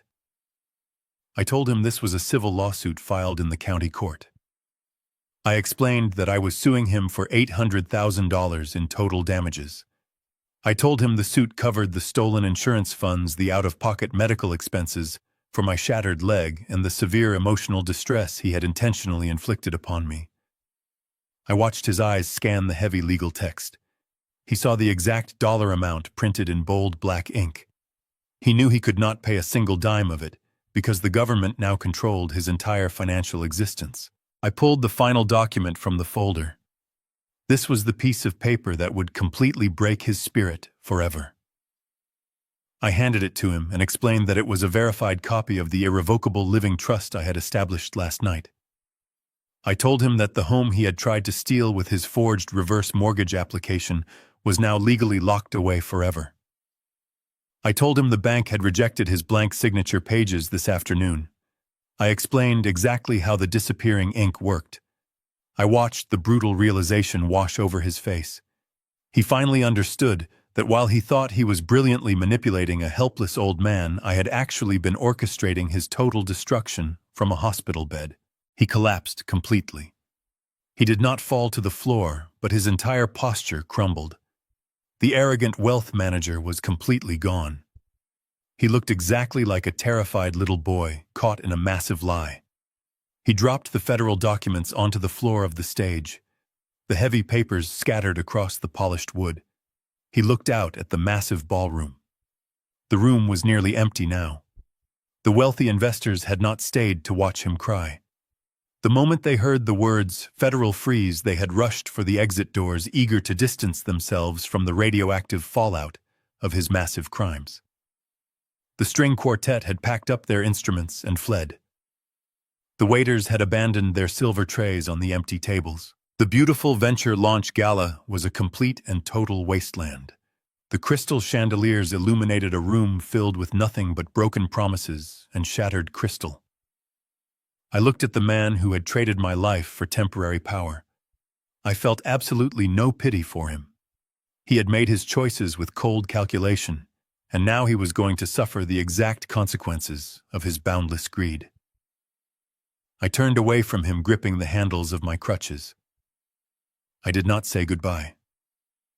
I walked slowly to the edge of the stage and began my descent down the stairs, leaving him entirely alone with the federal marshals waiting to place him in handcuffs. I stepped back from the clear acrylic podium and allowed Stuart Reed to take my place. Stuart did not speak a single word to the terrified crowd. He simply reached into the inner pocket of his tailored suit jacket and pulled out a small digital remote control. He pointed it directly at the audiovisual booth located high at the back of the grand ballroom. The massive digital screen hanging directly behind the stage suddenly flickered. The glowing gold logo of my son's wealth management firm vanished into absolute darkness. It was instantly replaced by a stark white presentation slide filled with high-resolution financial documents. The text was massive and completely impossible to ignore. Stuart pressed a button on his remote, and the first slide transitioned onto the screen. It displayed the direct wire transfer receipts from my liquidated whole life insurance policy. A thick red arrow pointed from my stolen retirement funds directly into the primary operating account of Brent's failing company. A collective gasp rippled through the front row of investors. These were people who deeply understood the sacred legal barrier between private client funds and corporate debt. Seeing that barrier completely shattered on a giant screen was their absolute worst nightmare. Stewart pressed the button again. The screen shifted to a detailed side-by-side comparison. On the left side of the screen was the exact certified billing record showing my canceled medical insurance premiums and the subsequent warning letters.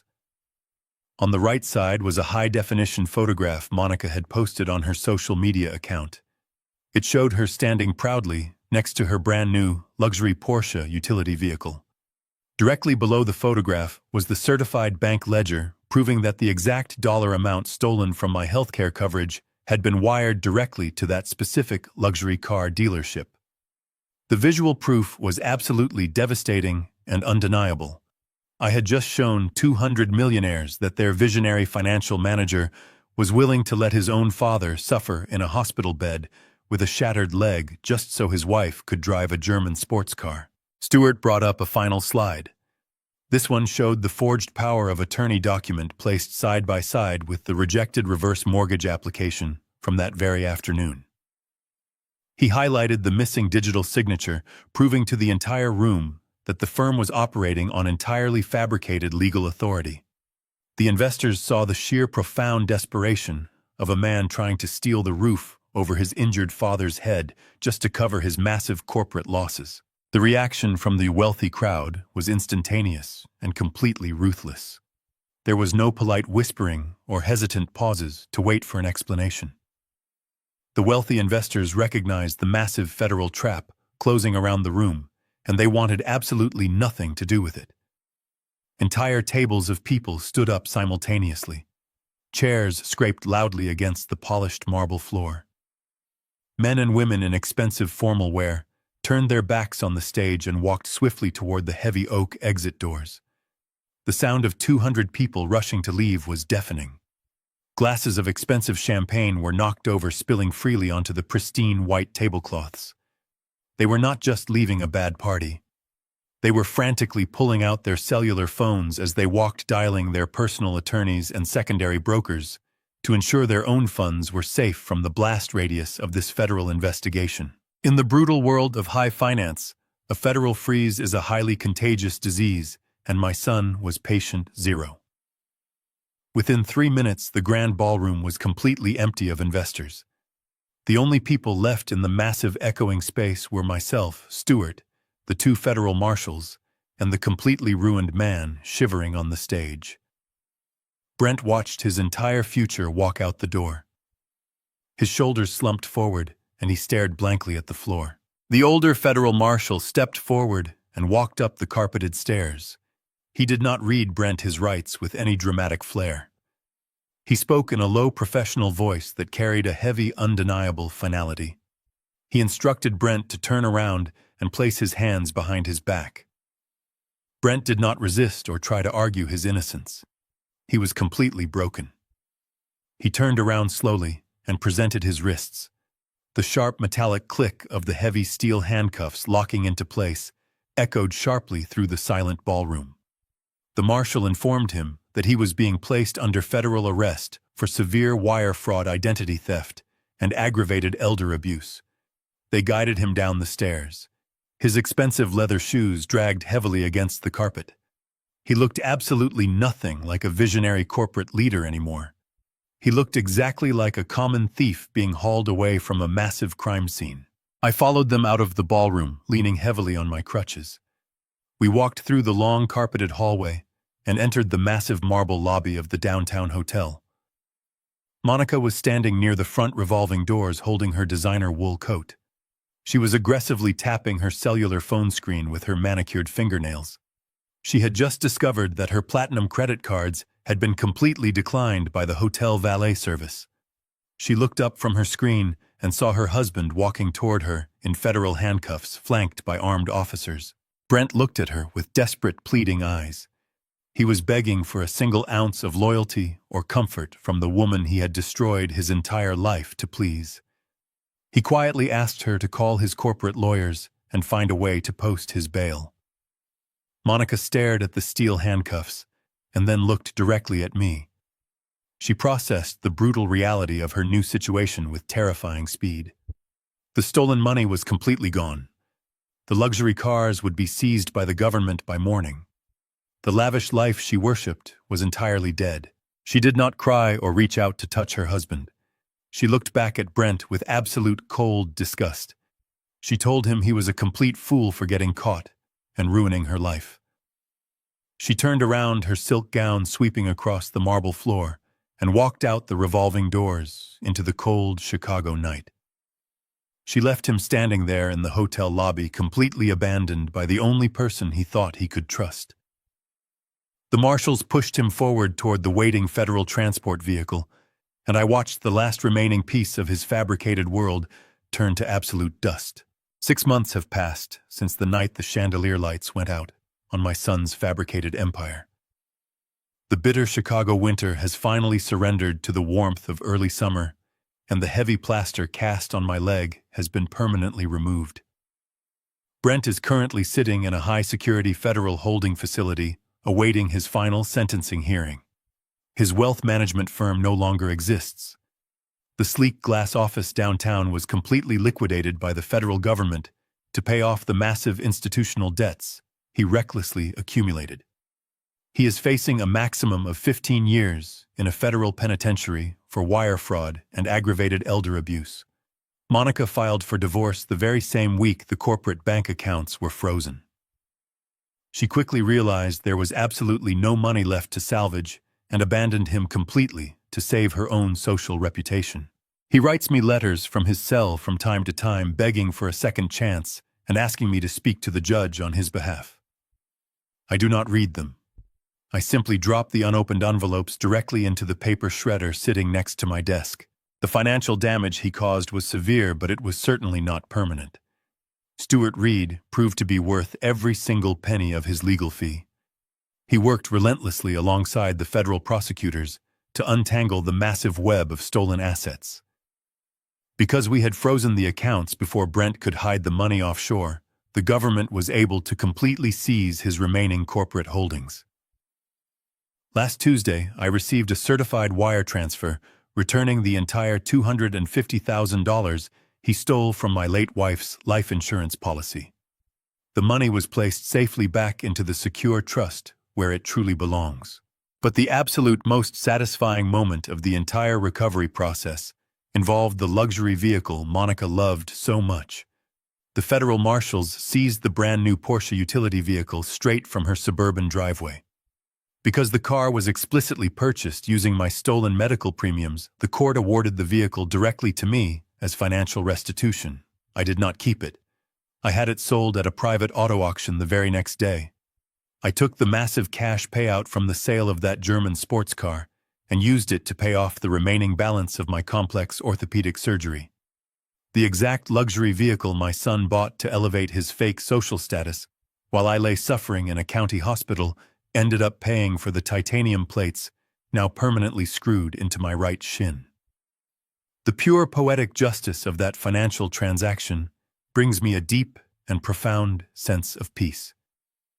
The ledgers are finally balanced, and the thief has been completely stripped of his stolen crown.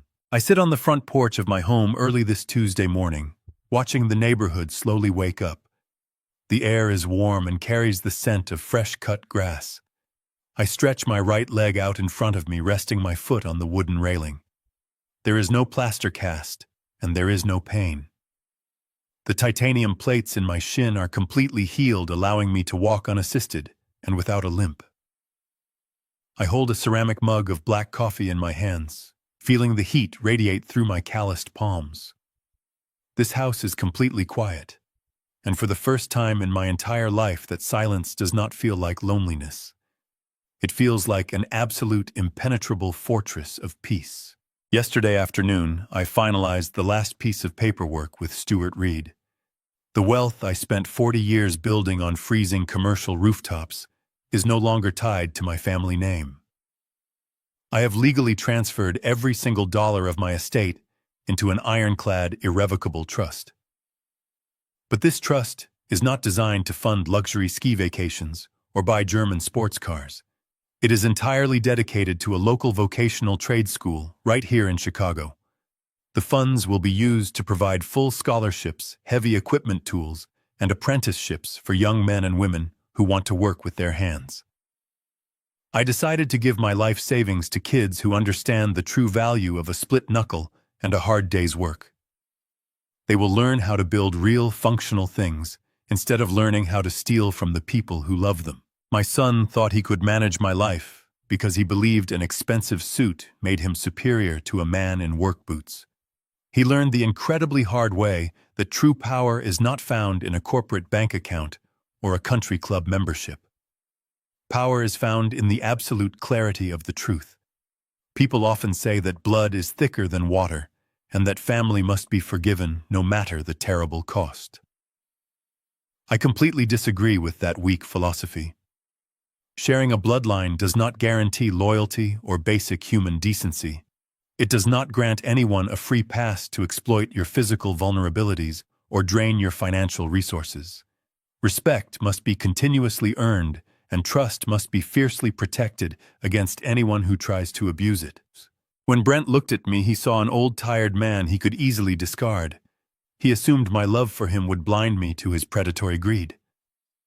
But the ledger of my life is now perfectly balanced. He took exactly what he thought he deserved, and the justice system handed him exactly what he earned. I take a slow sip of my dark coffee and watch the morning sun rise over the quiet suburban rooftops. I do not have a son anymore, and I do not have a daughter-in-law to visit me. But I have my dignity, my safe home, and my absolute unshakable freedom. And as the warm summer breeze brushes across the porch, I realize that is more than enough. The most profound lesson to be drawn from this entire ordeal is the absolute necessity of maintaining personal boundaries even, and perhaps especially, with those who share your bloodline. We are often culturally conditioned to believe that family requires unconditional sacrifice and infinite forgiveness, regardless of the severity of the betrayal. This story violently shatters that dangerous myth. True loyalty is not an automatic right granted by genetics. It is a sacred privilege that must be continuously earned through mutual respect, honesty, and consistent care. When a family member chooses to weaponize your love and exploit your vulnerabilities for their own selfish gain, they forfeit that privilege entirely. True strength is not found in silent suffering endurance, but in having the courage to protect your own dignity, demand accountability, and walk away from toxicity even when it means severing the closest ties you have. You must learn to love yourself enough to establish absolute consequences for unforgivable actions. If this story resonated with you or helped you recognize a toxic pattern in your own life, please share your thoughts in the comments below. And don't forget to hit the like button and subscribe to the channel for more powerful stories of resilience and truth.